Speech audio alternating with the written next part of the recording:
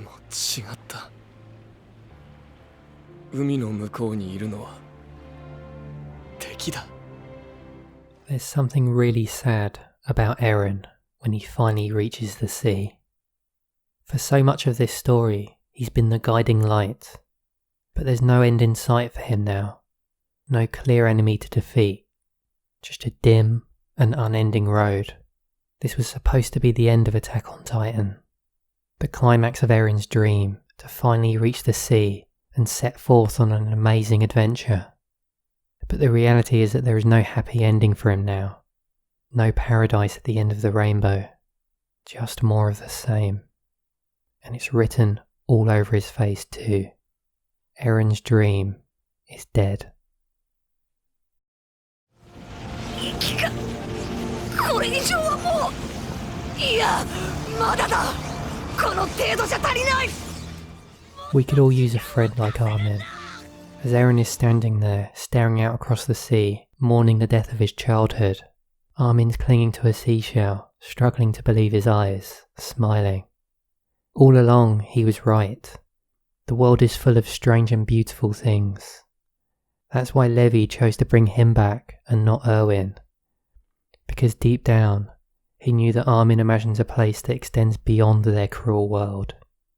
A true, free home. He sees more than just enemies. Erwin wanted to reach Eren's basement, but Armin needs to explore and see new things. In the heat of the moment, as he's being literally roasted alive by Berthold, his last thoughts aren't full of anger and regret, but are reserved for his friend and seeing the sea.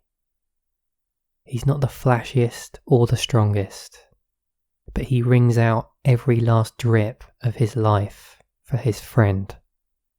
In a series of emotional peaks as high as the Himalayas, Armin's sacrifice is as high as Mount Everest. Combined with Hiroyuki Sawano's moving soundtrack, I've watched it again and again and felt my pulse race each time. His is a story of self-sacrifice, dreams and companionship. The world can be a tough and hopeless place, and sometimes it feels like there's no end in sight. But at the lowest point, all it takes is a smile, an outreached hand, or a pat on the back.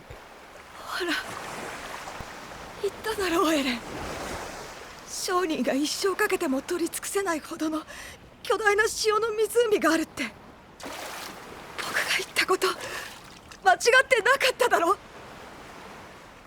When the scouts finally reach the sea, it feels surreal.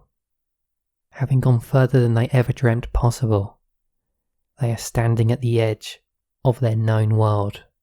It's euphoric before melting into melancholy, the beginning of the end. I love this story, these characters. I love how awestruck Mikasa looks as the waves rush in about her feet, how Levi refuses to let himself go, Eren's sad speech, and the song that plays behind it. Attack on Titan has always been a story about fighting complacency and refusing to accept a ceiling to a dream. Life is full of such moments when there's a choice between merely existing or taking a risk. But risk is not always rewarded.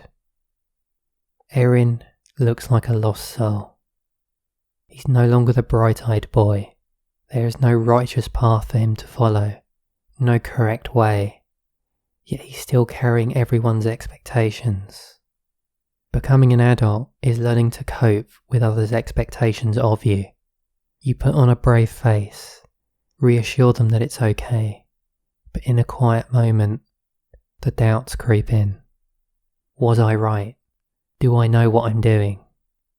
Eren has the look of a man that's gone too far and can't turn back. In such times, I rely on my friends to pull me back. Eren has Armin and Mikasa, and when it comes down to it, I'm certain they will save him. But it's still hard to see them struggle so much. I've followed this story for so long at this point, I just want them to be happy. But that's never been what Attack on Titan is about. Eren and Armin will die young, We know that for a fact now. They will leave Mikasa behind. It's not fair at all, but to rise so high, to fight to change your life, I wouldn't have Attack on Titan any other way.